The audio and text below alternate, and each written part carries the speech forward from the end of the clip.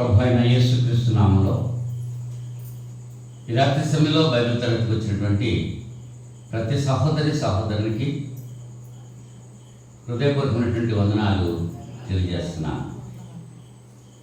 ఆన్లైన్లో దేవునికి వాక్యం కొరకు ఎదురు చూస్తూ వీక్షిస్తున్నటువంటి ప్రతి సహోదరునికి వారి కుటుంబ సభ్యులకు కూడా చింతపల్లిలో ఉన్నటువంటి క్రీస్తు సంఘం తరపుగా వందనాలు తెలియజేస్తున్నానండి. అంతా బాగున్నారు కదా? ఎండలు కాస్తుంటేనే ఎండలు వచ్చేస్తున్నాయి అంట, నీళ్ళు వేడెక్కిపోతున్నాయి, ముఖం మాడిపోతుంది. చెప్తాను చల్లబడేటట్టు ప్రార్థన చేయండి బాబు అన్నారు. అందరూ ప్రార్థన చేశాం. మరి దేవుడేమో ప్రార్థన ఆలకించి వర్షాలు ఇచ్చాడు. ఇప్పుడు వర్షంలోకి వెళ్ళాలంటున్నాడు. మరి అలాగా మానవుడికి ఏది కావాలి? సంతృప్తి అన్నది లేదు. అవునా? సంతృప్తి అన్నది మానవుడికి ఉండట్లేదు.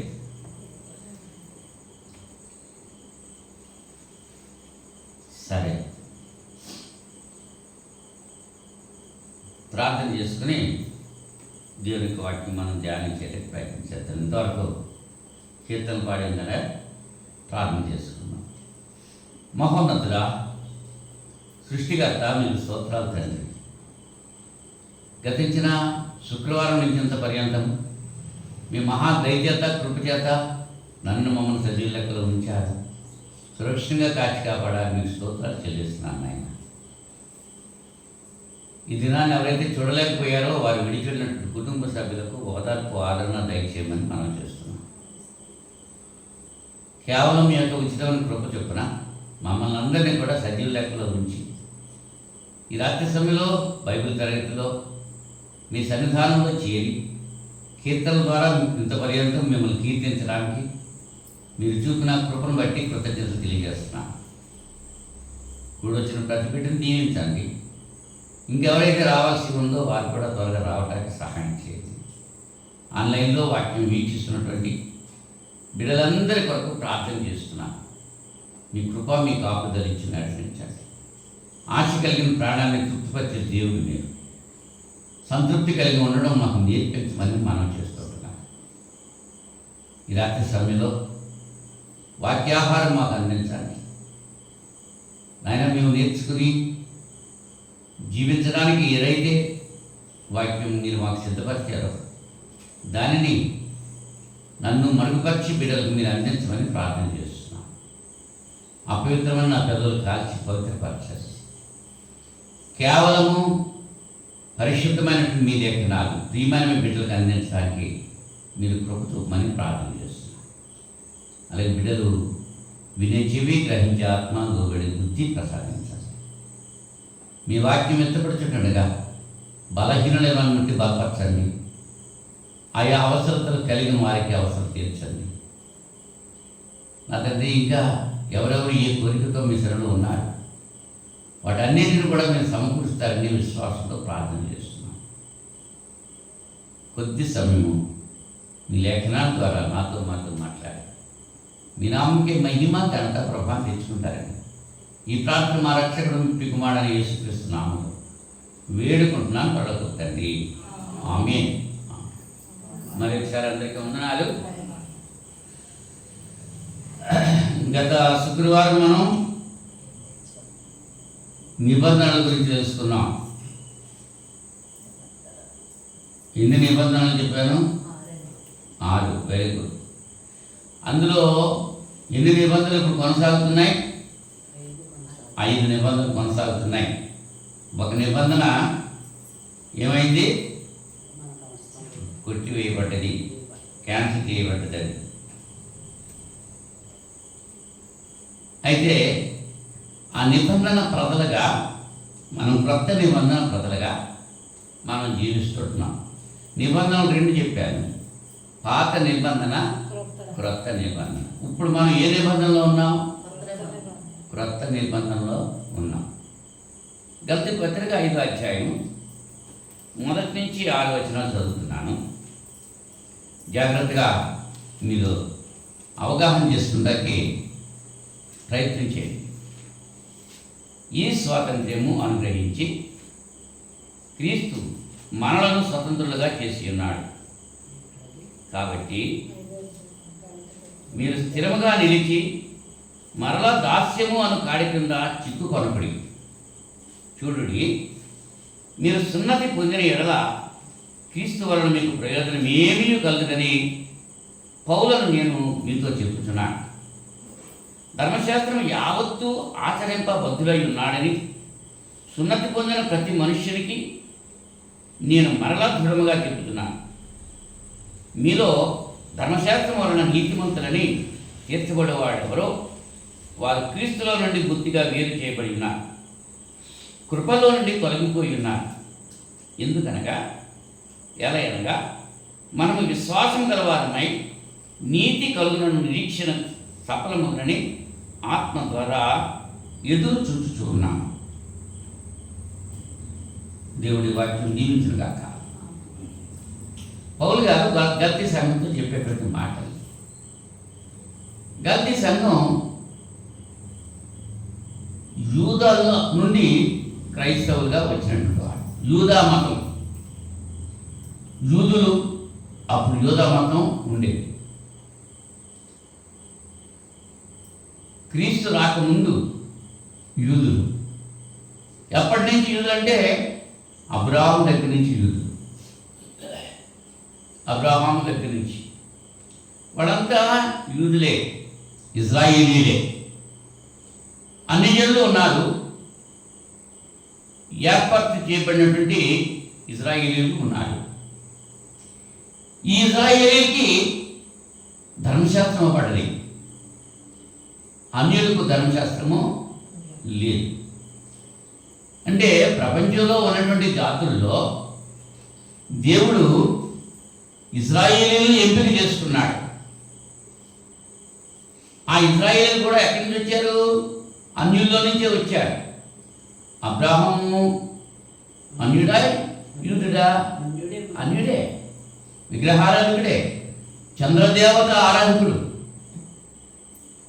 చంద్రుడిని ఆరాధించేటువంటి వారు.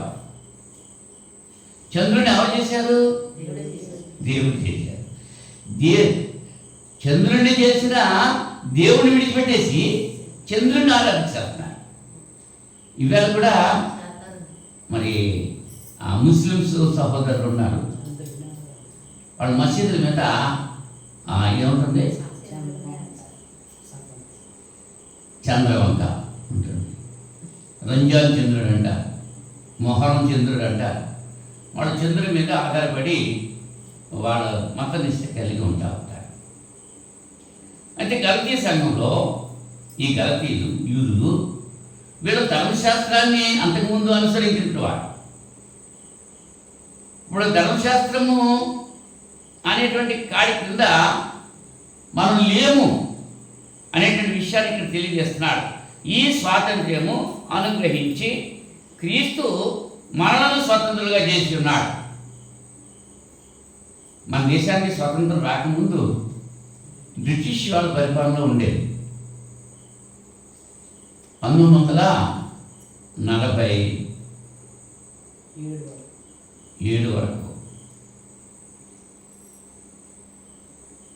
బ్రిటిష్ వారి పరిపాలననే ఉండేది. తర్వాత స్వాతంత్రం మనకి ఇచ్చారు.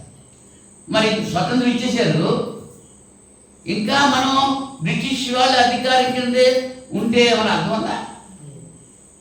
ఏమ్మా అర్థం ఉందా? లేదు. ఏం బేబీ అర్థం ఉందా? అసలు లేదు. మనం స్వతంత్రంగా చేసేసాం. మన దేశాన్ని స్వతంత్రం రావడానికి అనేక మంది నాయకులు ప్రాణాలు త్యాగం చేశారు, వాళ్ళ ఆస్తులు త్యాగం చేశారు, వాళ్ళ సమయాన్ని దేశం కోసం ఇచ్చేశారు. లిమిటెడ్ సమయం కాదు వాళ్ళకి. ఎప్పుడు కూడా చాలా ఉన్నతమైనటువంటి భావాలు కలిగినటువంటి నాయకుడు, దేశ నాయకుడు. మా దేశానికి స్వతంత్రం కావాలి. ఐశ్వర్యవంతులు, వాళ్ళ ఐశ్వర్యం అంతా కూడా దేశం వరకు ఖర్చు పెట్టేశారు. మరి వేళ నాయకులు ఉన్నారు, ఎమ్మెల్యేలు ఎమ్మెల్సీలు కూడా వాళ్ళ పదవి విరమణ అయిపోతే వాళ్ళకి బతికినంతకాలం పెన్షన్లు ఇస్తున్నారు. ఏ ఉద్యోగాలు చేశారని, ఏం చదువుకున్నారని? చదువుకుని ఉద్యోగాలు చేసే వాళ్ళకి ఉద్యోగం నుంచి రిటైర్ అయిపోతే పెన్షన్ ఇస్తారు. మరి రాజకీయ నాయకులకి పెన్షన్లు ఏంటి? దేశాన్ని దోచుకుంటున్నారు. వాళ్ళు ఎన్నిసార్లు చేస్తే అన్నిసార్లు పెన్షన్ చేస్తున్నారు.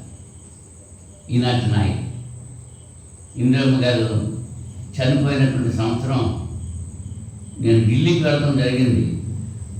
ఢిల్లీలో 15 రోజులు ఉండి ఆ ఢిల్లీ అంతా ఆగ్రా అంతా చూడటం జరిగింది.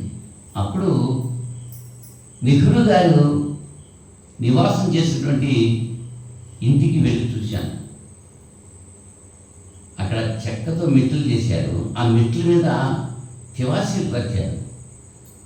ఆ తివాసీ మీద అడుగు పెట్టడం కూడా నాకు మనసు రాలేదు. ఆ గులాబీ తోట చాలా అందంగా ఉంది. అంటే అంత సంపన్నులు వాళ్ళు. గుర్రాలు ఎక్కి తిరిగేవాడు. అంటే వాళ్ళు నాయకులను జ్ఞాపకం చేసుకోవాలి. మనకు మేలు చేశారు. మన దేశానికి స్వతంత్రం తీసుకొచ్చారు. ఈ లోకంలో స్వతంత్రం తీసుకొచ్చిన నాయకుల గురించే మనమంతా కృతజ్ఞత కలిగి మనం ఉంటున్నాం. మరి ఆత్మ సంబంధమైన స్వతంత్రం తీసుకొచ్చినటువంటి దేవునికి, ప్రభు అయిన క్రీస్తుకు మనం ఎంత కృతజ్ఞత కలిగి ఉండాలి. ఒకరు గారు అంటున్నారు, ఈ స్వాతంత్ర్యం అనుగ్రహించి క్రీస్తు మనలను స్వతంత్రులుగా చేసి ఉన్నాడు. అంటే మనం ఒకప్పుడు బానిసలుగా ఉన్నాం. క్రీస్తులో మనం స్వతంత్రులు అయ్యాం. కాబట్టి మీరు స్థిరంగా నిలిచి మరలా దాస్యము అను కాడి కింద చిక్కుకొనపుడి. క్రీస్తు మనల్ని ఈ దాస్యం నుంచి స్వతంత్రం చేశారు. మరలా ఈ స్వతంత్రత నుంచి మరలా దాస్యంలోనికి తిరిగి పోవద్దని పౌలు గారు హెచ్చరిక చేస్తున్నారు గలతీ సంఘాన్ని. ఈ రాత్రి సమయంలో చింతపల్లి క్రీస్తు సంఘాన్ని కూడా హెచ్చరిక చేస్తున్నారు. పాపం అనేటువంటి బానిసత్వం నుంచి, లోకములో నుంచి రక్షించబడి క్రీస్తు రక్తంలో కడగబడి సంఘంలో చేర్చబడిన నీవు మరలా తిరిగి లోకంలో వెళ్ళవద్దు అని ఈ రాత్రి సమయంలో పరిశుద్ధాత్ముడు హెచ్చరిక చేస్తున్నాడు. దాసు వినపడుతుందా?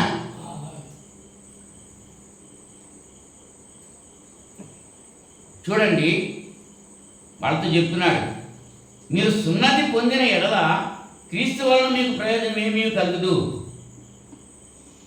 సున్నతి అంటే ఎవరికి? ధర్మశాస్త్రం కలిగి ఉన్నటువంటి వారు. యూదులు పురుషుడు 7వ దినాన్ని, పురుషుడు పుట్టిన 7వ దినాన్ని సున్నతి చేయించాలి. యూదుల ఆచారం. అలా సున్నతి జరిగితేనే కానీ వాడు యూదుడు కాదు. యేసు ప్రభువును కూడా మన 7వ దినాన్ని సున్నతి చేయడానికి తీసుకుని వెళ్ళి 2 పావురపు పిల్లలను బలిచ్చి సున్నతి చేయించారు. పేదవాళ్ళు పావురపు పిల్లలు ఇచ్చారు, ధనవంతులైతే గొర్రె పిల్లలు ఇస్తారు. యేసు ప్రభు పక్షంగా ఏమిచ్చారు? పావురపు పిల్లలు. మరి తలకి పైకెత్తుకో, దించుకో.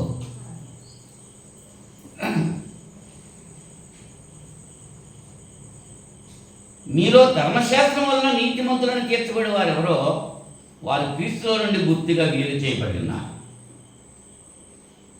ధర్మశాస్త్రం మమ్మల్ని రక్షిస్తుంది, ధర్మశాస్త్రం వల్లే మేము నీతిమంతులు అయ్యాము అని అనుకునేటువంటి వారు ఇక ధర్మశాస్త్రము అనేటువంటి కాడి క్రింద జీవించేటువంటి వారు క్రీస్తు యొక్క కృపలో నుంచి తొలగిపోయినారు. క్రీస్తు కృప మనకు అనుగ్రహించాడు, అది ఉచితంగా మనకి ఇచ్చాడు ఆయన.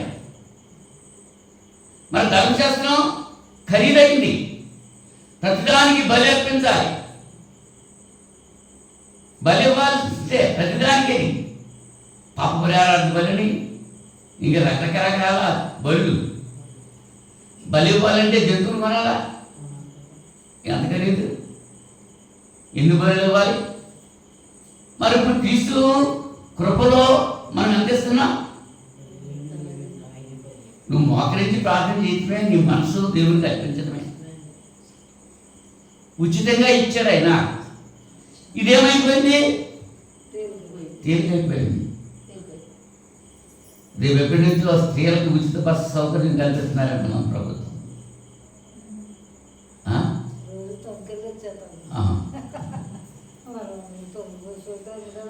ఉచితం అంటే అంతే.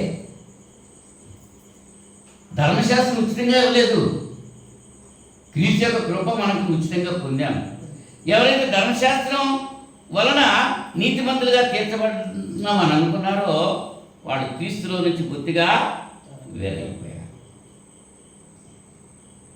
యోహాను సువార్త 14:5 తీగ ద్రాక్షవల్లిలో నిలిచుంటేనే 15 అధ్యాయం. తీగ ద్రాక్షవల్లిలో నిలిచుంటేనే ఫలిస్తాయి. నిజమైన ద్రాక్షవల్లి నేను, తీగలు మీరు అన్నాడు. క్రీస్తులో ఉంటేనే మనం ఫలిస్తాం. క్రీస్తులో లేకపోతే ఫలించం. ధర్మశాస్త్రంలో ఉంటారంటే ఫలితం. ఇప్పుడు ఎందుకు చెప్తున్నారంటే పౌలు గారు ఈ మాట ఎందుకు చెప్తున్నారంటే కృపలో నుంచి తొలగిపోయి ఉన్నారు. క్రీస్తులో రాకుండా మరలా ధర్మశాస్త్రంలో తిరిగి వెళ్ళిపోతే ఈ కృపలో నుంచి మీరు తొలగిపోతున్నారు అనేటువంటి సంగతి ఇక్కడ తెలియజేస్తున్నారు. అయితే ధర్మశాస్త్రము క్రీస్తునందు కొట్టివేయబడ్డది. ఈ సత్యాన్ని చాలామంది తెలుసుకుంటారు. ఆనాడు గలతీ సంఘం కూడా తెలుసుకోలేదు. ఇంకా ధర్మశాస్త్రం ఇచ్చింది, ధర్మశాస్త్రం అనే కాడికి ఉందే మేము ఉంటాం, ధర్మశాస్త్రం ప్రకారమే క్రియలు చేద్దాం అనేటువంటి ఆలోచనలోనే ఉండిపోయారు. ఇవాళ కూడా క్రైస్తవులను నిలబడుతూ ఆ ధర్మశాస్త్ర క్రియలు ఆచరిస్తున్నారు. పాస్టర్ గారు లంగీలు వేసుకుంటారు, అవునా? ఇంకా రకరకాలు ఆ ధర్మశాస్త్రంలో ఏమైతే చెప్పారో అవన్నీ కూడా వీళ్ళకి అవసరమే చేస్తూ ఉంటారు. మన ధర్మశాస్త్రంలో నీ తల్లిని తండ్రిని సన్మానించమని చెప్పారు కదా, మరి అది చేస్తున్నారా? తల్లి మూలపడిన చూస్తా ఉంటుంది. భార్య చేత తల్లికి ఒక ముద్ద పెట్టించలేనటువంటి పురుషులు ఉన్నారా లేరా? మరి ధర్మశాస్త్రం ఏం చెప్తుంది? నీ తల్లిని తండ్రిని మరి చేస్తున్నారా? లేదు. అంటే వీళ్ళకి ఏదైతే అవసరమో అది చేస్తున్నారు. ఈ ధర్మశాస్త్రం కొట్టివేయబడ్డది అనేటువంటి సంగతి మనకి తెలియట్లేదు. ధర్మశాస్త్రము ఎవరికి ఇవ్వబడ్డది? ఈ రాత్రి సమయంలో మీరు జాగ్రత్తగా వినగలిగితే ధర్మశాస్త్రము ఎవరికి ఇవ్వబడ్డది? ధర్మశాస్త్రము ఎందుకు ఇవ్వబడ్డది? ధర్మశాస్త్రము ఎందుకు కొట్టివేయబడ్డది? 4 ప్రశ్నలు. ఏంటమ్మా ఎన్ని ప్రశ్నలు? ఏంటది? 1, ధర్మశాస్త్రము ఎవరికి ఇవ్వబడ్డది? ధర్మశాస్త్రము ఎందుకు ఇవ్వబడ్డది? ధర్మశాస్త్రము ఎందుకు కొట్టివేయబడ్డది? ఇచ్చిన ధర్మశాస్త్రం మళ్ళీ కొట్టేయడం ఏంటి? ఈ 4 విషయాలు ఈ రాత్రి సమయంలో మనం ఆలోచించేదే ప్రయత్నం చేద్దాం. మీరు మెలకుగా ఉండండి. మీ ముఖాలు నిద్రగా ఉంటే నాకు చెప్పడానికి వాక్యం సరిగ్గా రాదు. ఎదురుగుండా తేటగా ఉండాలి ముఖాలు. ఐ కాంటాక్ట్ ఉండాలి. తలకాయ దించేసుకోకూడదు. నా వైపు చూస్తూ ఉండాలి. నేను మీ వైపు చూస్తున్నాను, మీరు నా వైపు చూస్తూ ఉండాలి. అర్థమవుతుందా? ఈ ధర్మశాస్త్రము ఇశ్రాయేలుకి ఇవ్వబడ్డది. వాక్యం చదవగలిగినాడు. స్పీడ్గా చదువుతాయి చూడండి. ద్వితీయోపదేశకాండం 5వ అధ్యాయము 2-3 వచనాలు. ద్వితీయోపదేశకాండం 5వ అధ్యాయం 2-3 వచనాలు. మోషే గారు చెప్తున్నారు ఇశ్రాయేలుతో, హోరేబులో మనతో నిబంధన చేసింది. మనతో నిబంధన చేశాను. యెహోవా మన పితరులతో కాదు, ఆ, నేడు ఇక్కడ సజీవులమై ఉన్న మనతోనే ఈ మన నిబంధన. పితరులతో కాదు, నేడు సజీవులుగా ఉన్న మనతోటే. అంటే మోషే గారు ఇజ్రాయేల్ అందరినీ పిలిపించి చెప్తున్నటువంటి మాట ఇది. కొన్ని లక్షల మంది ఉన్నారు ఇజ్రాయేల్, వాళ్ళందరినీ పిలిచి మోషే చెప్పేటువంటి మాట, ఇజ్రాయేలీయులారా, నేను మీ వినికిడిలో నేడు చెప్పుతున్న కట్టడలను విధులను విని వాటిని నేర్చుకొని వాటిని అనుసరించి నడువుడి. వినాలి, నేర్చుకోవాలి, నడవాలి. 3 పనులు ఉన్నాయి ఇక్కడ. ధర్మశాస్త్రాన్ని వినాలి, ధర్మశాస్త్రాన్ని నేర్చుకోవాలి, ధర్మశాస్త్రాన్ని బట్టి నడుచుకోవాలి. మన దేవుడని యెహోవా హోరేబులో మనతో నిబంధన చేశాడు. యెహోవా మన పితరులతో కాదు, నేనెక్కడ సజీవమైన మనతోనే ఈ నిబంధన చేశాడు. యెహోవా ఆ కొండ మీద అగ్ని మధ్య నుండి ముఖాముఖిగా మీతో మాట్లాడగా మీరు ఆ అగ్నికి భయపడి ఆ కొండ ఎక్కలేదు. హోరేబు కొండ ఎక్కారేవాళ్ళు ఏమన్నారో తెలుసా? మోషే, ఆ దేవుణ్ణి చూస్తుంటే మేము బ్రతకలేము, ఆయన మోషేని చూడలేకపోయాడు. నువ్వే ఆయనతో మాట్లాడు, మేము ఇక్కడే ఉంటాము అని మోషేని పంపించేశారు. దేవుని దగ్గర నుంచి మోషే తిరిగి వచ్చిన సందర్భంలో, అయ్యా మోషే, మీ ముఖం నేను చూడలేకపోతున్నాము అంటే మోషే ముఖం మీద ముసుగేసుకున్నాడు. అంటే దేవుని యొక్క ముఖ కాంతి మోషే మీద చూడలేకపోతున్నాను. మోషే గారు చెప్తున్నాను, ఈ ధర్మశాస్త్రం ఎవరికి ఇచ్చారు? ఇజ్రాయేలీయులకు ఇచ్చారు. రోమపత్రిక 9వ అధ్యాయం 4వ వచనంలో, రోమపత్రిక 9వ అధ్యాయం 4వ వచనంలో, వీరు ఇజ్రాయేలీయులు దత్తపుత్రత్వమును మహిమయు నిబంధనలను ధర్మశాస్త్ర విధానమును అర్చన ఆచారాదులను వాగ్దానములను వీరివి. పితరులు వీరివారు, శరీరం బట్టి క్రీస్తు వీరిలో పుట్టారు. ఈయన సర్వాధికారి అయిన దేవుడై ఉండి నిరంతరం స్తోత్రార్హుడై ఉన్నాడు. ఆమేన్. అయితే దేవుని మాట తప్పిపోయినట్టు కాదు. ఇజ్రాయేలు సంబంధులు అందరూ ఇజ్రాయేలీలు కాదు. అబ్రహాము సంతానమైనంత మాత్రం చేత అందరూ పిల్లలు కాదు. కానీ ఇస్సాకు వలనైంది నీ సంతానం అనబడును. అనగా శరీర సంబంధమైన పిల్లలు దేవుని పిల్లలు కాదు, కానీ వాగ్దాన సంబంధమైన పిల్లలు సంతానమని ఎంచబడదు. అబ్రాహము ఇస్సాకుని కరెను అని రాయబడింది. ఇష్మాయేల్ కనలేదా? చెప్పండి, అర్థం చేసుకుంటానని చెప్తున్నా. అబ్రాహము ఇస్సాకుని కరెను, ఇస్సాకు యాకోబుని కరెను, యాకోబు మరి అబ్రాహం ఇష్మాయేల్ కనలేదా? ఇస్సాకు ఏశావుని కనలేదా? మరి యాకోబుని కన్నానంటే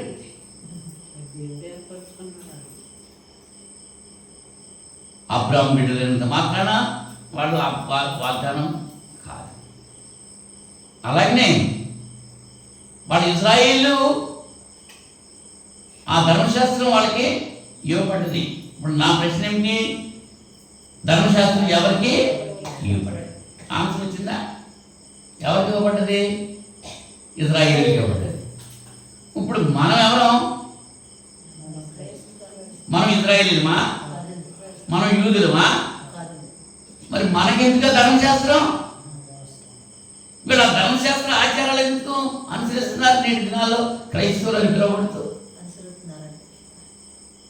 అర్థం అవ్వట్లేదు. ఈ ధర్మశాస్త్రము అబ్రహాంకి తర్వాత 1500 సంవత్సరాల తర్వాత ఇవ్వబడ్డది. అబ్రహాంకి ధర్మశాస్త్రం లేదు. అబ్రహాం కాలము పితరుల కాలం, పితరుల యుగము, ధర్మశాస్త్ర యుగము, క్రైస్తవ యుగము, 3 యుగాలు ఇప్పుడు మనసులో ఉంచుకోవాలి మనం. పితరుల యుగం అంటే ఆదాము మొదలుకొని మోషే వరకు. ధర్మశాస్త్ర యుగం అంటే మోషే మొదలుకొని యేసు ప్రభు వారు ఆరోహణ అయ్యే వరకు. క్రైస్తవ యుగం అంటే యేసు ప్రభు ఆరోహణమై పెంతెకొస్తు పండుగ నాడు పరిశుద్ధాత్మ వచ్చింది. అక్కడి నుంచి ఇంకా ఇప్పుడు కొనసాగుతున్నది క్రైస్తవ యుగం. మనం ఏ యుగంలో ఉన్నాం? చింతలో ఏ యుగంలో ఉన్నాం? మనం క్రైస్తవ యుగంలో ఉన్నాం. మన ధర్మశాస్త్రం ఎవరికి ఇచ్చారు? ఇజ్రాయేల్కి ఇచ్చారు, మనకు కాదు. ఆ సత్యాన్ని చెబుతూ ఉంటే వినరు. ఇంచేత ఈ యుగ సంబంధం దేవత అవిశ్వాసుల మనోనేత్రానికి గుడ్డితనం కలిగేసి ఎందుకు ఇచ్చారు అనే మాటకు ముందుగా మనకి క్రైస్తవులకి ఇచ్చింది ఏంటి? ఇర్మియా గ్రంథం 31 అధ్యాయము 31 వచనం. పాత నిబంధన కొట్టివేయబడ్డది, పాత నిబంధనకి బదులుగా క్రొత్త నిబంధన ఇవ్వటం జరిగింది. లేఖనంలోనే మనం చూస్తున్నాం. 31 అధ్యాయం ఇర్మియా గ్రంథం 31వ వచనం నుంచి 33వ వచనం వరకు చదువుతున్నాను. ఇదిగో నేను ఇశ్రాయేలు వారితోనూ యూదా వారితోనూ క్రొత్త నిబంధన చేయడం వచ్చినవి. ఇదే యెహోవా వాక్కు. అది ఐగుప్తుల నుండి వారిని రప్పించుటకై నేను వారిని చెయ్యి పట్టుకున్న దినమున వారి పితరులతో నేను చేసిన నిబంధన వంటిది కాదు. నేను వారి పెనిమిటినైనను వారు ఆ నిబంధనను భంగం చేసుకుని ఇదే యెహోవా వాక్కు. ఈ దినములైన తరువాత నేను ఇశ్రాయేలు వారితోనూ యూదా వారితోనూ చేయబో నిబంధన ఇదే. వారి మనస్సులలో నా ధర్మం విధించదను, వారి హృదయం మీద దాని వ్రాసెదను. యెహోవా వాక్కు ఇదే. నేను వారికి దేవుడనయ్యుందును, వారు నాకు జనులగుదురు. వారు మరి ఎన్నడను యెహోవాను గురించి బోధన ఉందమని తమ పొరుగు వారికి కానీ తమ సహోదరులకు కానీ ఉపదేశం చేయరు. నేను వారి దోషములను క్షమించి వారి పాపములను ఇక ఎన్నడను జ్ఞాపకం చేసుకున్నాను కనుక అల్పులేమి గనులేమి అందరూ నన్ను ఎరుగుదురు. ఇదే యెహోవా వాక్కు. రాబోయే దినాల్లో క్రొత్త నిబంధన చేస్తారని ఇర్మియా ద్వారా ప్రవచించారు. ఆ క్రొత్త నిబంధన ఎందుకు ఇవ్వబడ్డది? ఈ ధర్మశాస్త్రము ఎందుకు ఇవ్వబడ్డది? ధర్మశాస్త్రం అంటే క్రీస్తును లోకానికి తెలపడానికి. గలతీ పత్రికలో 3వ అధ్యాయంలో 16వ వచనం నుంచి చదువుతున్నాను చూడండి. అబ్రాహామునకును అతని సంతానమునకును వాగ్దానములు చేయబడి ఆయన అనేకులను గూర్చి అన్నట్టు సంతానములకును అని చెప్పగా ఒకరిని గూర్చి అన్నట్టే నీ సంతానమునకును అని. ఆ సంతానము క్రీస్తు. నేను చెప్పినదేమనగా 430 సంవత్సరములు అయిన తర్వాత వచ్చిన ధర్మశాస్త్రము వాగ్దానమును నిరంతరం చేయనంతగా పూర్వమందు దేవుడి చేత స్థిరపరచబడిన నిబంధన కొట్టివేయి. ఆ స్వాస్థ్యము ధర్మశాస్త్ర మూలంగా కలిగిన ఎడల ఇక వాగ్దాన మూలంగా కలిగింది కాదు. అయితే దేవుడు అబ్రాహామునకు వాగ్దానం వల్లనే దాన్ని అనుగ్రహించాడు. అలాగైతే ధర్మశాస్త్రం ఎందుకు? ఎవరికి ఆ వాగ్దానం చేయబడినో ఆ సంతానం వచ్చే వరకు అది అతిక్రమను బట్టి దానికి తరువాత ఇవ్వబడింది. అది మధ్యవర్తి చేత దేవదూతల ద్వారా నియమింపబడింది. ఈ ధర్మశాస్త్రం కొట్టివేసేది మరి ఎందుకు ఇచ్చారు? అబ్రాహాముకు ముందు 430 సంవత్సరాలు అయిన తర్వాత ధర్మశాస్త్రం వచ్చింది. ఈ 430 సంవత్సరాలు ఇశ్రాయేలీయులు ఐగుప్తు బానిసత్వంలో ఉండిపోయారు. ఆ బానిసత్వం నుండి బయటకు వచ్చిన తర్వాత ఈ ధర్మశాస్త్రము ఇవ్వబడ్డది. ఎందుకు ఇవ్వబడ్డది అంటే అబ్రాహాముతో ఏం చెప్పాడు? నీ సంతానము నాకు అన్నాడు. నీ సంతానము లా అనలేట, బహువచనం కాదు. సంతానము ఒకటే. ఆ సంతానమే క్రీస్తు. అంటే క్రీస్తును ఈ లోకానికి తెలపడం కొరకు ఆనాడు వాళ్ళకి ధర్మశాస్త్రము ఇవ్వబడ్డది.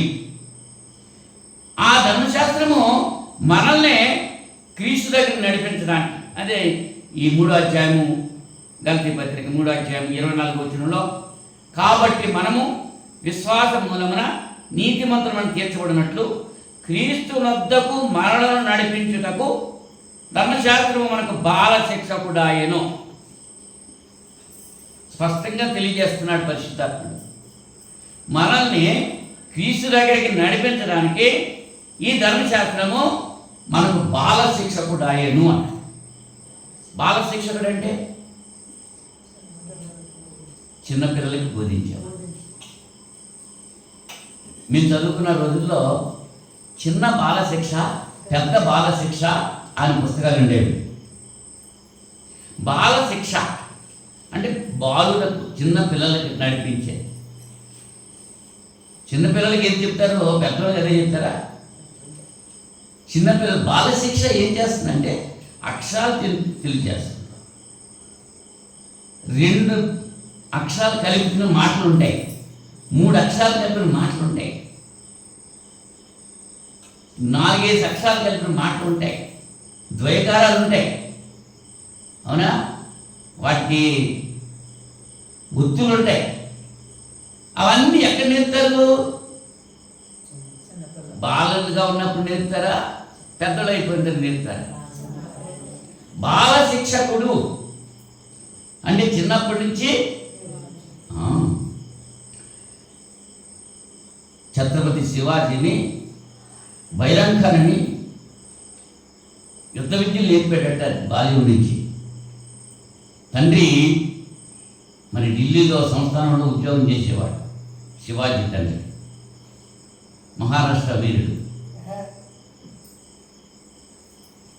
తల్లి జిజియాబాయి బాలుడిని పెంచింది చిన్నప్పటి నుంచి. యుగబెతు ఎవరు పెంచింది? మోషేని పెంచింది. అవునా? బాలుడు నడవలసిన మార్గం చిన్నతనం మంది బోధించాలి. మరి మన పిల్లలకి ఎలా బోధిస్తున్నామా? సండే స్కూల్కి మన పిల్లల్ని పంపిస్తున్నామా? ఎంతమంది పంపిస్తున్నారు? బాల్యము నుంచి నేర్పించే వాడు ఎదిగిన తర్వాత తొలగిపోడు. ధర్మశాస్త్రము క్రీస్తు దగ్గరికి మనల్ని నడిపించడానికి అది బాల శిక్షణగా పనిచేయడానికి దేవుడు ఇచ్చాడు. ఇంకా మీకు ఒక ఉదాహరణ చెప్పడానికి ఇష్టపడుతున్నాను. అక్షరమాల ఉంది కదా, ఇంగ్లీష్లో ఆల్ఫాబెట్స్ అంటారు, ABCD. తెలుగులో అక్షరమాల ఆ ఈ ఎన్ని ఉంటాయమ్మా మనరమ్మా? ఆంధ్ర భాషలో అక్షరాలు ఎన్ని ఉంటాయి? 56 అక్షరాలు ఉన్నాయి. ఈవేళ చూస్తే 56 లేవు అక్కడ. అదిగో దాసులు ఎక్కెట్టాడు. అన్నీ ఉండవు. ఇంకా టైప్ రైటర్ వచ్చేసిన తర్వాత కొన్ని అక్షరాలు తీసేసారు. రంపము అనేటువంటి మాట రాయటానికి బండిరా అని రాయాలి. అసలు ఇప్పుడు వేళ చదువుకున్న వాళ్ళకి బండిరా అంటే ఏంటో తెలియదు, అరసన తెలియదు, విసర్గం తెలియదు, అన్నీ తీసేశారు. ఇంచేత అంత ఈజీ టేక్ ఇట్ ఈజీ కింద అయిపోతుంది. టైప్ రైటర్లో కావాలి. అందుకోసం ఇప్పుడు అక్షరమాలంతా చదివేశాడు. అక్షరాలు వచ్చేసినాయి, ద్విత్వాక్షరాలు వచ్చేసినాయి, తృత్వాక్షరాలు వచ్చేసినాయి, 4-5 పదాలు కలిపి ఒక వాక్యం చదివేస్తున్నాడు, ఒక పారాగ్రాఫ్ చదివేస్తున్నాడు. అప్పుడు మరలా వెళ్ళి ఆ గోడ మీద ఉన్నటువంటి అక్షరాలని, ఆ చార్ట్లో ఉన్నటువంటి అక్షరాలని ఆ ఈ ఊ అని చదువుతారా? ఆ చదివితే ఏమవుతుంది? ఏమంటారు? పుస్తకాలు చదివేస్తున్నాడు కదా. ఇప్పుడు అలాగే క్రీస్తు దగ్గరికి రప్పించడానికి, క్రీస్తు దగ్గరికి నడిపించడానికి ఈ ధర్మశాస్త్రము మనకి బాల శిక్షకుడిగా ఉపయోగపడాలి. క్రీస్తుల గురించి తెలియజేసిన ధర్మశాస్త్రంలో క్రీస్తుల గురించి తెలియజేయటం ఉంది. పాపం అంటే ఏమిటో తెలుపుతుంది ధర్మశాస్త్రం, కానీ పాపాన్ని నుంచి విడుదల చేసే శక్తి దానికి లేదు. తిమోతి మొదటి పత్రిక 1వ అధ్యాయము, తిమోతి మొదటి పత్రిక మొదటి అధ్యాయం 8వ వచనం నుంచి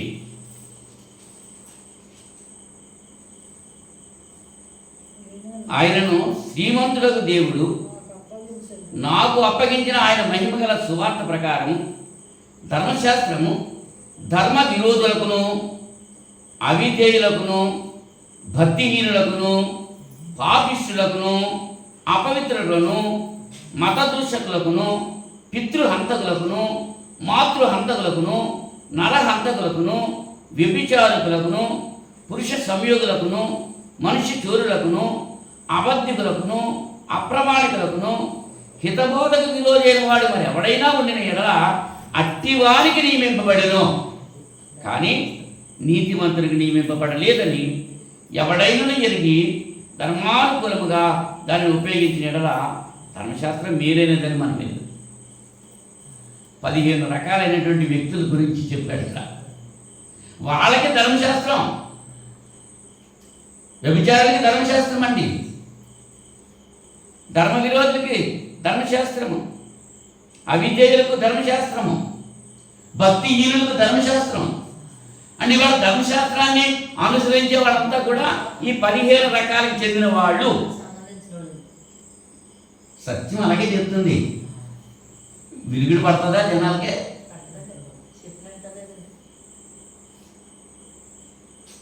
ధర్మశాస్త్ర క్రియలు చేస్తున్నారు. అర్థమైందమ్మా?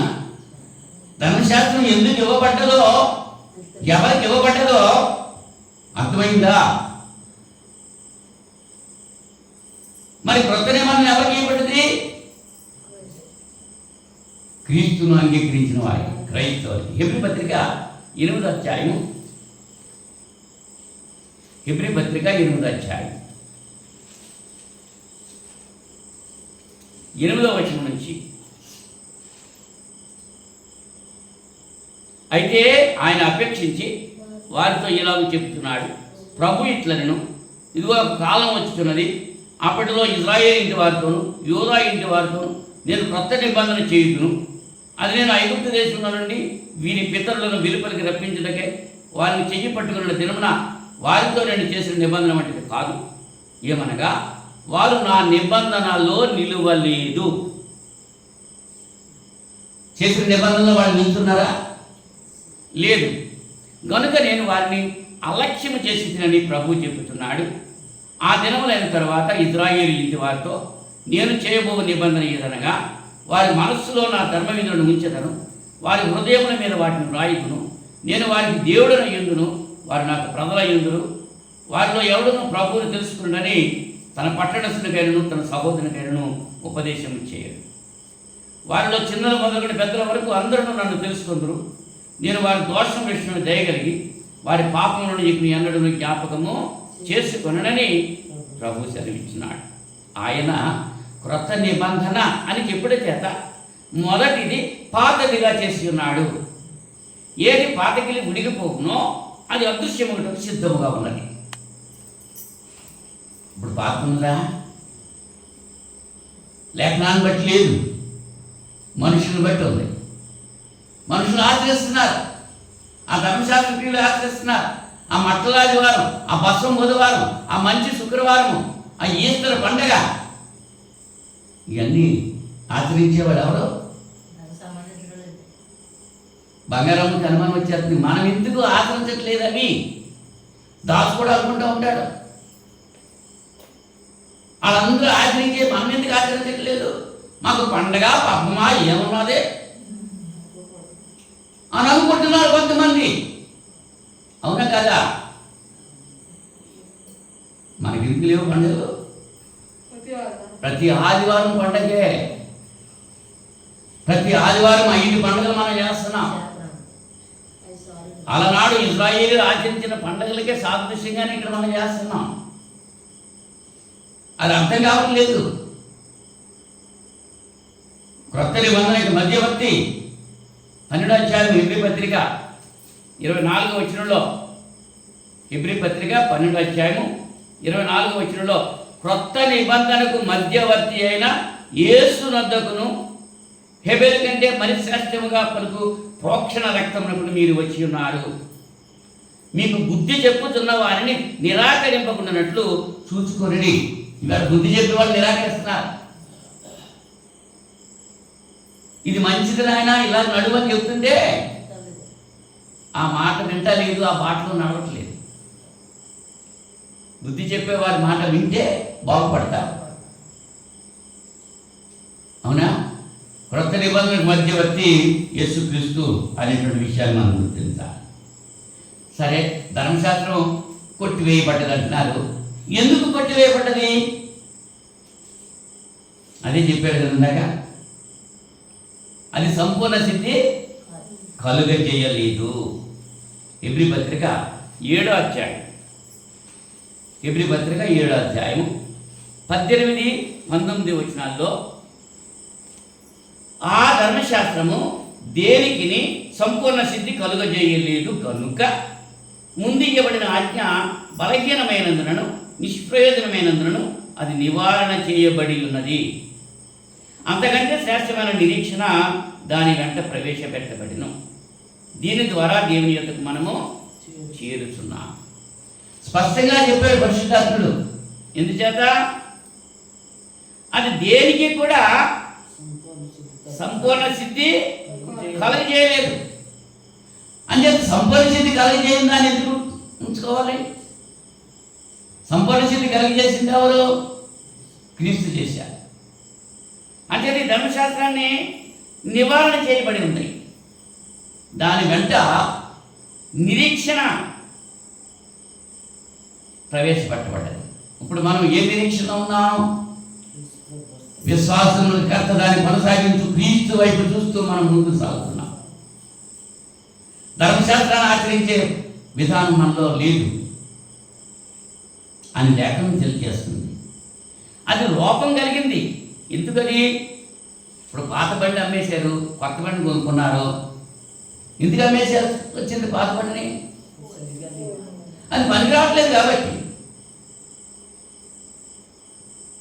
పాతగారు అమ్మేశాడు, కొత్తగారు కొనుక్కున్నాడు. ఎందుకు కొనుక్కొని వచ్చింది? అది పాత అయిపోయింది కాబట్టి. ఆ ఇల్లు పైన కురిసేస్తుంది అని చెప్పి ఇప్పుడు ఏం చేయాలని?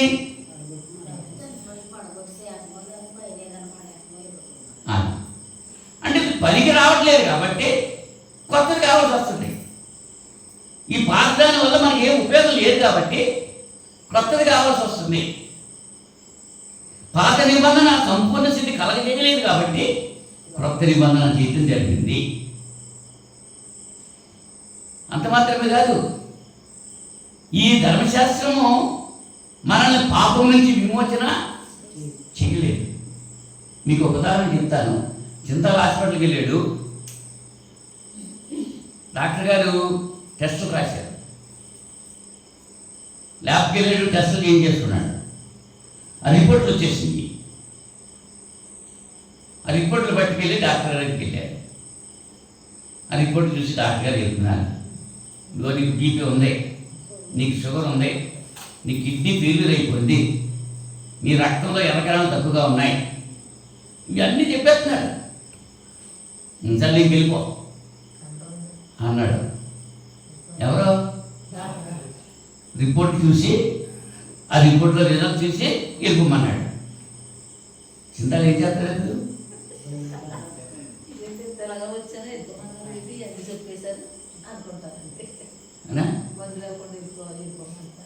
మరి డాక్టర్ ఏం చేయాలి? ఆ రోగాలు ఏవైతే ఉన్నాయో వాటికి మందులు రాసి ఇవ్వాలి.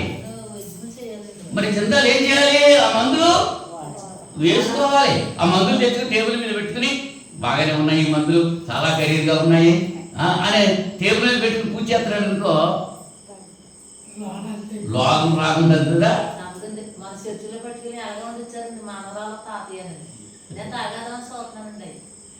అవునా? అంటే ధర్మశాస్త్రం కూడా మనలో ఉన్నటువంటి లోపాలు ఏంటో ఎంచి చెబుతుంది. ఈ లోపాలను సరిచేయాల్సిన బాధ్యత, సరిచేసుకోవాల్సిన బాధ్యత మన మీదే ఉంది. మన వల్ల అవ్వలేదు కాబట్టి దేవుడు తన కుమారుడు క్రీస్తుని లోకానికి పంపి ఆయన శిలువ మరణ పునరుద్ధానం ద్వారా మనలో ఉన్నటువంటి లోపాలను తీసివేసి మనకు రక్షణ అనుగ్రహించాడు. అంచేత ఆయన రక్షకుడు. ఇప్పుడు ధర్మశాస్త్రం వల్ల మేలు పొందామా, క్రీస్తు వల్ల మేలు పొందామా? ఇప్పుడు ధర్మశాస్త్ర క్రియలు చేయడం వల్ల మనం నీతిమంతులుగా తీర్చబడుతున్నామా? క్రీస్తుకు లోబెట్టడం వల్ల నీతిమంతులుగా తీర్చబడుతున్నామా? అది కొలస్సీ పత్రిక 2వ అధ్యాయం. కొలస్సీ పత్రిక 2వ అధ్యాయం 16వ వచనంలో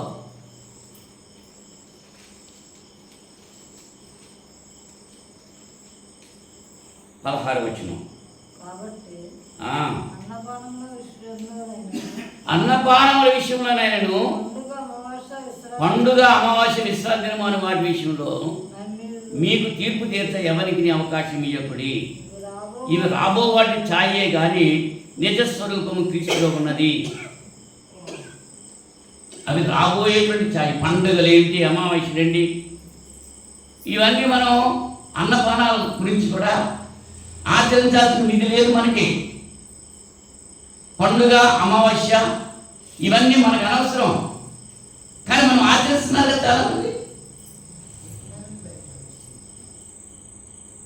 రాత్రి అమావాస్య అంట, మీరు లైట్లు ఆరిపోతున్నారు. ఏమైంది మరి వీరైపోయిందిగా, లైట్ లేదు కదా, వెళ్ళట్లేదు కదా. వేటికి? ఈ పండుగలకి. ఇవన్నీ రాబో వాటి ఛాయే కానీ నిజస్వరూపము క్రీస్తులో ఉంది. క్రీస్తు మొట్టమొదట అంత్యోకయలో శిష్యులు క్రైస్తవులు అనబడ్డారు. శిష్యర్గం చేస్తేనే క్రైస్తవుడు అవ్వాలి. అపొస్తలుల కార్యాలు 11వ అధ్యాయం 26వ వచనంలో 26వ వచనం, వారు కలిసి 1 సంవత్సరం అంతయు సంఘములో ఉండి బహుజనులకు వాక్యమును బోధించి మొట్టమొదట అంత్యోకయలో శిష్యులు క్రైస్తవులు అన్నాడు. నువ్వు క్రైస్తవులు అవ్వాలంటే ముందు శిష్యాన్ని చేయాలి. శిష్యులుగా ఉండాలి. శిష్యుడు అంటే గురువుగా ఏది చెప్తే అది చేసేవాడు. శిష్యర్గం చేయాలి. శుశ్రూష అంటారు దాన్ని. గురువుగారి దగ్గర శుశ్రూష చేయాలి. బాలుడైన సమయంలో ఏలీ దగ్గర శిష్యార్గం చేశాడు. ఎప్పటి నుంచి చేశాడు? పాలు విడిచినప్పటి నుంచి. పాలు విడిచే వాళ్ళకి తల్లి దగ్గర ఉన్నాడు. పాలు విడిచిన తర్వాత యాజకుని దగ్గర యాజకత్వం చేశాడు, శిష్యత్వం చేశాడు, నేర్చుకున్నాడు. మరి మనం నేర్చుకుంటున్నామా? డైరెక్ట్గా క్రైస్తవులు అయిపోవాలన్నమాట. అందుకు లెర్నర్స్ ఉండాలి. సంఘంలో నేర్చుకునే వాళ్ళు రావాలి. ముందు వాక్యం నేర్చుకోవాలి. నేర్చుకుని అప్పుడు బాప్తిజం ముందు శిష్యులు అవ్వాలి. అది అలాగే బాప్తిజం పొందైతే సరిపోతే సంఘంలో చేరిపోతున్నాం అనుకుంటున్నాను. బాప్తిజం పొందక ముందు వినాలి, వాక్యం వినాలి. వింటది రాదు, పొందినడే రావట్లేదు. ఇందాకే మాకు వచ్చిరానుకుంటున్నాను. అవునా? అగ్రిప్ప గారు కూడా అలాగే చెప్పాడండి పౌలుతోటి. అపొస్తలుల కార్యాలు 26వ అధ్యాయంలో పౌలు చెరసాలలో ఉన్నాడు. అతన్ని విడిపించడానికి ఏదైనా లంచం ఇస్తాడేమో అని అస్తమానం ఈ అగ్రిప్ప గారు పౌలుని పిలిపించి ఏదోటి చెప్పమని అంటున్నాడు. అటువంటి సందర్భంలో 26వ అధ్యాయం అపొస్తలుల కార్యాలు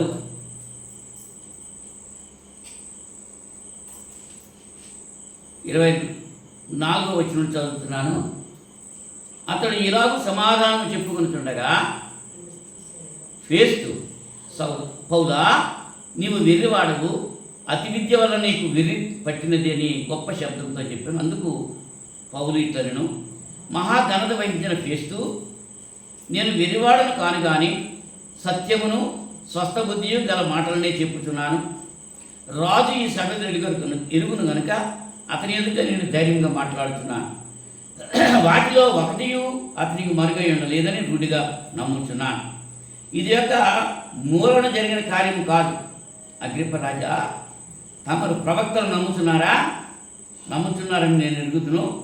అందుకు అగ్రిప్ప, ఇంత సులభముగా నన్ను క్రైస్తవుని చేయజూచున్నావే అని పౌలుతో చెప్పాడు.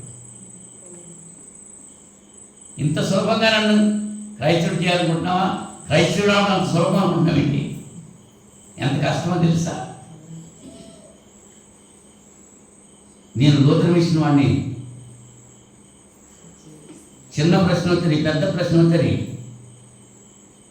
విశ్వాస ప్రమాణము, 10 ఆజ్ఞలు అన్ని బాల్యం నుంచి కంఠస్థ చేసిన వాడిని నేను. క్రిస్మస్ వచ్చేటప్పటికి లోకస్వార్త 2వ అధ్యాయం అంతా ఇంగ్లీష్లో చెప్పేవాడిని. మా దినాల్లో మా ఆ చర్చిలో తప్పట్లు కొట్టడం కానీ, డ్రమ్ములు కొట్టడం కానీ, చుట్టూ ఫోటోలు కానీ ఏమీ లేవు. అవునండి, అటువంటి పరిస్థితి.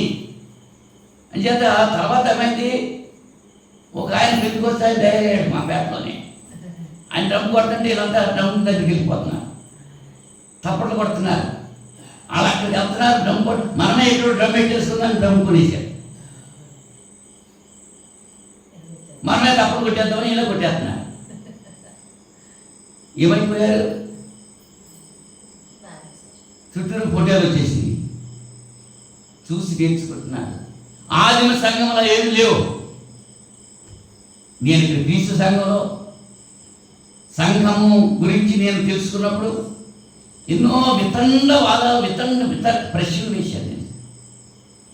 ఎంతోమంది సువార్థికులు ఎన్నో ప్రశ్నలు వేశాను. వాటన్నిటికీ సమాధానం తెలుసుకున్నాకే నేను క్రీస్తు సంఘమే నిజమైన సంఘం అని ఒప్పుకున్నాను. నేను ఎలా క్రీస్తు సంఘ సభ్యుడు అవుతుంది అనేటువంటి విషయం అంత సులభం కాదండి క్రైస్తవుడు అవడం. అగ్రిప్ప చెబుతున్నాడు, నన్ను ఎంత సులభంగా క్రైస్తవుడిగా మాట్లాడాలని చూస్తున్నావా? అంత కాదు అనుకుంటున్నాడు. అందుకు పౌలు అంటున్నాడు, సులభముగానో దుర్లభముగానో తమరు మాత్రం కాదు, నేను నా మాట నేడు నా మాట వినివారందరూ ఈ బంధకమును తప్ప నావలే ఉన్నట్లు దేవుడు అనుగ్రహించుగాక అన్నాడు. బంధకాల్లో ఉన్నాడండి పౌలు. అంతిమం ప్రయాణం రోమపట్నానికి తీసుకెళ్తున్నారు. అక్కడ శిరచ్ఛేదం చేసేస్తారు. అటువంటి సమయంలో కూడా పౌలు గారు క్రీస్తుని ప్రకటిస్తున్నాడు. మరి మనం ఎలా ఉన్నాం? చిన్న దెబ్బ తగిలితే చాలు, కొంచెం వర్షం వస్తే చాలు, ఇంట్లో కొంచెం పని ఎక్కువైతే చాలు, ఆదివారం ఏకనాం పెట్టి, ఒకవేళ కాదు కూడదు బలవంతంగా వస్తే కునికేసేస్తాం. వినటానికి చెవులు ఉన్నాయా అని చెప్పి యేసు వారు అన్నారు, వినుటకు చెవులు గలవాడు వినుగాక. వినేవాడికే, లోబడేవాడికే. ఇంతవరకు ఏం చెప్పుకున్నాం మనం? ధర్మశాస్త్రం ఎవరికి ఇవ్వబడ్డది? ధర్మశాస్త్రం ఎందుకు ఇవ్వబడ్డది? ధర్మశాస్త్రం ఎందుకు కొట్టివేయబడ్డది? అవునా? 4 విషయాలు మనం ఆలోచన చేస్తాం. అయితే ధర్మశాస్త్రం కొట్టివేయబడ్డది అంటానికి రుచి ఏమిటి? మనకి ఏదైనా లేఖనమే కదా కావాలి. ఎచ్చట బైబిల్ పలుకుతున్నదో అక్కడ మనం పలకాలి. ఎక్కడ బైబిల్ మౌనంగా ఉంటుందో అక్కడ మనం కూడా మౌనంగా ఉండాలి. ధర్మశాస్త్రం కొట్టివేయబడ్డది. మత్తయి సువార్త 5వ అధ్యాయం, మత్తయి సువార్త 5వ అధ్యాయం 17-18 వచనాలు.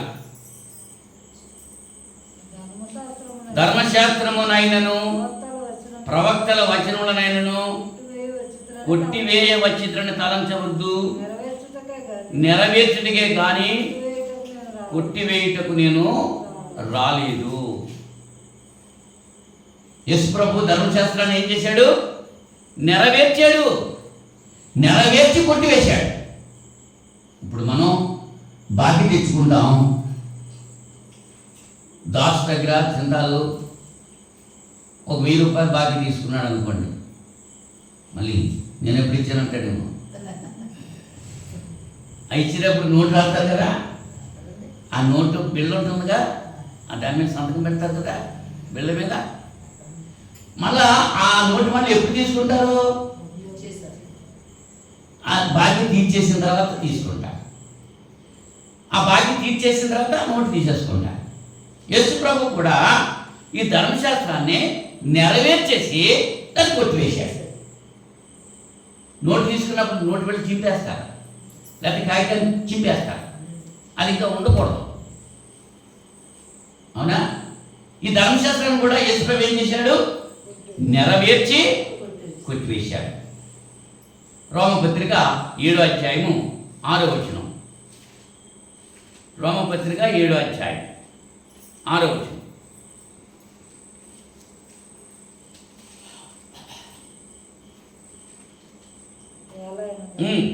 మనము శరీర సంబంధులమై ఉండినప్పుడు మరణార్థమైన ఫలములను ఫలించుటకై ధర్మశాస్త్రము వలనైన పాపేచ్ఛలు మన అవయవంలో కార్యసాధకములై ఉండెను.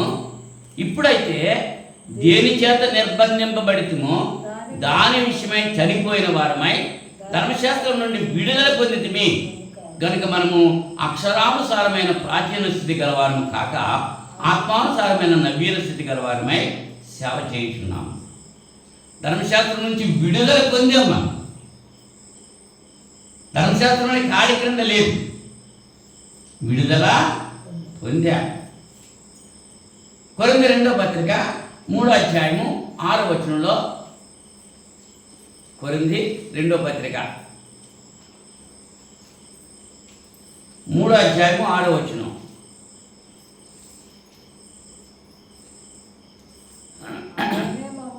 ఆయనే మమ్మను క్రొత్త నిబంధనకు అనగా అక్షరమునకు కాదు కానీ ఆత్మకే పరిచారకమవుటకు మాకు సామర్థ్యం కలిగించున్నాడు.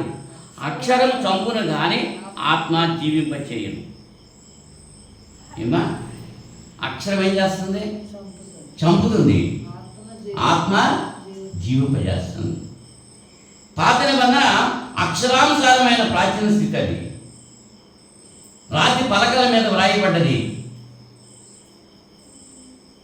క్రొత్త నిబంధన హృదయము అనేటువంటి పలక మీద వ్రాయబడ్డది.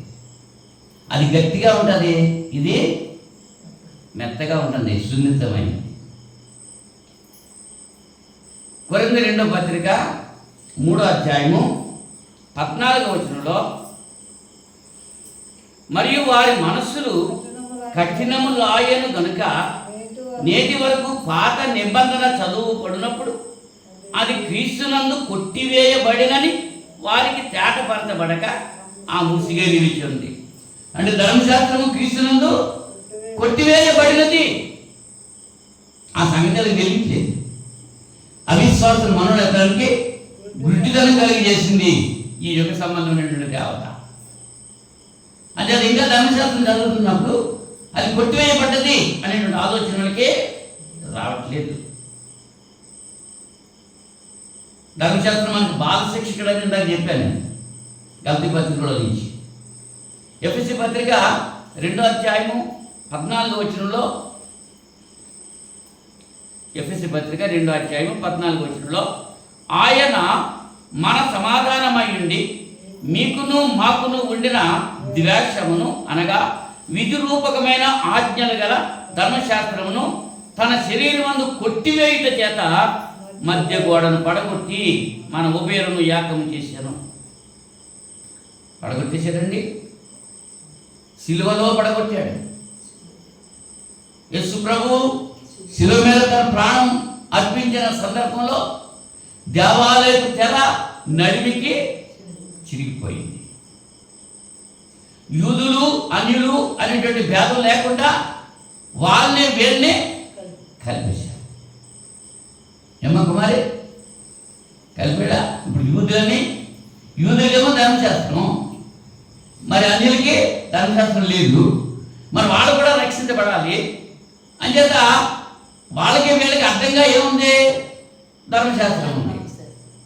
అంచేత ఆ ధర్మశాస్త్రాన్ని యేసు ప్రభు కొట్టివేశాడు, తీసివేసేసాడు. అది ఇక లేదిక. అదే ఎఫ్ఎస్సి పత్రికలో చెప్తూ ఉంటున్నాడు కదా, 2వ అధ్యాయంలో 1వ వచనం, మీ అపరాధముల చేతను పాపముల చేతను మీరు చచ్చిన వారై ఉండగా ఆయన మిమ్మల్ని క్రీస్తుతో కూడా బ్రతికించాను. మీరు వాటిని చేయొచ్చు. వాయుమండల సంబంధమైన అధిపతిని అనగా అవిధేయులైన వారిని ఇప్పుడు ప్రేరేపించే శక్తికి అధిపతిని అనుసరించి ఈ ప్రపంచ ధర్మం చొప్పున మునుపు నడుచుకుంటుంది. వారితో కలిసి మనమందరము శరీరం యొక్క మనసు యొక్క కోరికలను నెరవేర్చుకొనుచు మన శరీర ఆశను అనుసరించి మునుపు ప్రవర్తించవచ్చు. కడమవారి వలనే స్వభావసిద్ధముగా దైవోగ్రతకు పాత్రులమై ఉన్నాం. ఈ లోక సంబంధమైనటువంటి ధర్మం చెప్పున నడుస్తూ ఉంటే దేవుని యొక్క ఉగ్రతకి పాత్రమవుతున్నాము. అంచేత ఇటువంటి అయినను దేవుడు కరుణా సంపన్నుడై ఉండి మనము మన అపరాధముల చేత చచ్చిన వారమై ఉండినప్పుడు సైతము మన ఎడల చూపిన తన మహాప్రేమ చేత మనలను క్రీస్తుతో కూడా బ్రతికించారు. కృప చేత మీరు రక్షింపబడి ఉన్నారు. కృప ఎక్కడి నుంచి వచ్చింది? క్రీస్తు దగ్గర నుంచి వచ్చింది. శిక్ష ఎక్కడి నుంచి వచ్చింది? ధర్మశాస్త్రం దగ్గర నుంచి వచ్చింది. ఇంకా ధర్మశాస్త్రం కింద ఉంటావా? ధర్మశాస్త్రం కొట్టివేయబడ్డది అనేటువంటి లేఖనాలు మీకు తెలియజేశారు. ఆ రిఫరెన్స్ చదువుకోండి, అర్థమవుతుంది. ఇంకా ధర్మశాస్త్రం నివారణ చేయబడ్డది. అంత మాత్రం కాదు, ధర్మశాస్త్రము లోపము కలిగింది. హెబ్రీ పత్రిక 8వ అధ్యాయము 7వ వచనంలో, హెబ్రీ పత్రిక 8వ అధ్యాయం 7వ వచనం, ఎలా అనగా మొదటి నిబంధన లోపము లేనిదైతే రెండవ దానికి అవకాశం ఉండనేరదు. అది లోపం కలిగింది కాబట్టి రెండవది వచ్చింది. ధర్మశాస్త్రము లోపము కలిగింది, అంచేత దాన్ని కొట్టివేయబడ్డది, క్రొత్తదే ఏర్పాటు చేయాలి. ఇప్పుడు ఈ దేని కింద ఉన్నాం మనం? పాతది ఏమైపోతుంది? పాతది ఉడికిపోతుంది. అదే 13వ వచనంలో అంటున్నటువంటి 8వ అధ్యాయం 13వ వచనంలో ఆయన క్రొత్త నిబంధన అని చెప్పుట చేత మొదటిది పాతదిగా చేసి ఉన్నాడు. ఏది పాతగిలి ఉడికిపోవునో అది అదృశ్యమగుటకు సిద్ధముగా ఉన్నది. పోయిందండి పాత నిబంధన? ఇంకా ఉందా? చెప్పండి. ఇప్పుడు ఇంతవరకు విన్న వాక్యాన్ని బట్టి పాత నిబంధన క్రింద ఉన్నాము మనం. వాళ్ళు ఎంతమంది ఉన్నారు బయట? 10వ అధ్యాయం 9వ వచనంలో క్లియర్గా చెప్తున్నాడు అక్కడ, ఆయన మీ చిత్తమున, హెబ్రీ పత్రిక 10వ అధ్యాయము 9వ వచనం, ఆయన మీ చిత్తము నెరవేర్చడం ఇదిగో నేను వచ్చి ఉన్నానని చెప్పుతున్నాడు. ఇవన్నీ ధర్మశాస్త్రం చెప్పున అర్పింపబడుతున్నవి. ఆ రెండవ దారిని స్థిరపరచుటకు మొదటి దారిని కొట్టివేయుచున్నాడు. కొట్టివేసారా లేదా? ధర్మశాస్త్రం కొట్టివేయబడ్డది అంటే రుజువు సరిపోతుందా? ఈ లేఖనాలు ధర్మశాస్త్రం ఒక ఛాయ, అది నిజస్వరూపము కాదు, ఒక మోడల్ అంతే, అది ఒక నమూనా, అంతేకాని నిజం కాదు. ఇల్లు కట్టాకి ప్లాన్ చేస్తూ ఉంటారు, దానికి కొత్త చిన్న బొమ్మను చేస్తారు, అదే ఇల్లు అయిపోద్దా? దాన్ని బట్టి, ఆ మోడల్ని బట్టి ఆ ఇల్లు కట్టాలి, నమూనా. అది ఆ ఇల్లు ఏదో ఇల్లు మంది పరదేశము, పరలోకము, అక్కడికి వెళ్ళడానికి మనకి మార్గం సిద్ధం చేయడానికి యేసు ప్రభు ఈ లోకానికి రాకుండా. అక్కడిగా రోమపత్రిక 10వ అధ్యాయము 4వ వచనంలో, రోమపత్రిక 10వ అధ్యాయము 4వ వచనం, 10వ అధ్యాయము 4వ వచనం, విశ్వసించు ప్రతివానికి నీతి కలుగుటకై క్రీస్తు ధర్మశాస్త్రమునకు సమాప్తి అయి ఉన్నాడు. చాలా వాక్యం. క్రీస్తు ధర్మశాస్త్రమునకు సమాప్తి అయి ఉన్నాడు. ఇప్పుడు నర్సాపురం ఉంది, రైల్వే స్టేషన్ ఉంది. ఆ నర్సాపురం నుంచి అవతలకి రైల్వే ట్రాక్ ఉన్నదా? అక్కడితో ఆగిపోయింది అంతే. ఇక్కడ కాకినాడలో ఆగిపోయింది, అక్కడ విశాఖపట్నంలో ఆగిపోయింది. ఇంకా అక్కడి నుంచి సముద్రం, రైలు మార్గం ఉందా ఇంకా అక్కడికే? అక్కడితో ఆగారనమాట. ఇప్పుడు తణుకు నుంచి బస్సు వస్తుంది. ఇది వరకు కోరిమల వరకే వచ్చింది, కోరిమల నుంచి మనకి వెళ్ళిపోయింది. ఇప్పుడు చింతపల్లి వస్తుంది, చింతపల్లి నుంచి మనకి పైకి వస్తుందా? లేదు, ఇక్కడికే ఆగిపోతుంది. ధర్మశాస్త్రం కూడా ఏమైపోయింది ఇప్పుడు?